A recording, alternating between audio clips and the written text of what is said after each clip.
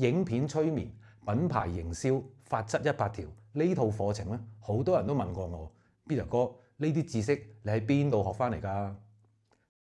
大家好，我係導演 Peter 哥，30年廣告導演、碩士班導師、註冊高級催眠治療師，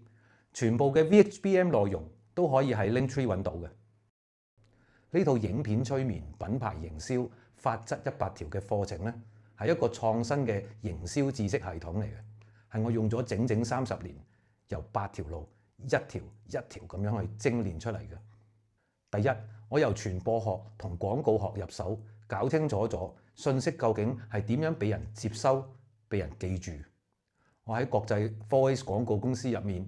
貼身咁跟住啲資深嘅創作總監，聽佢哋點樣開會討論創作，點樣拍板。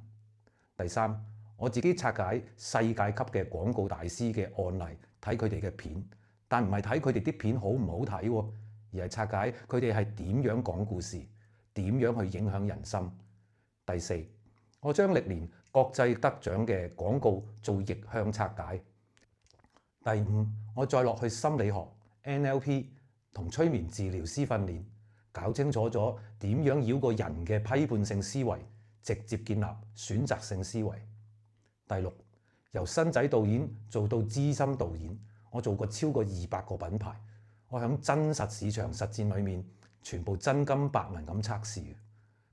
第七，我以策劃顧問身份做我嘅導演工作，用真實市場數據一次又一次咁去驗證呢啲法則究竟邊樣 work， 邊樣係唔 work 嘅。第八，去到最後，我先至用 Reasoning AI 將我30年裏面散到一地嘅知識、經驗、筆記、作品整理成一套可以系統地去教、去複製、可實戰嘅創新營銷知識。所以你要記住，呢100條法則並唔係潮流，係底層邏輯。記得 comment、like、subscribe 之後留意翻 VHBM， 即係影片催眠、品牌營銷、法則100條嘅免費線上講座，同埋付費線上或者實體課程嘅公告。講座課程會教你點樣用影片同埋潛意識，再加埋 AI 嚟達到品牌營銷嘅超高效益。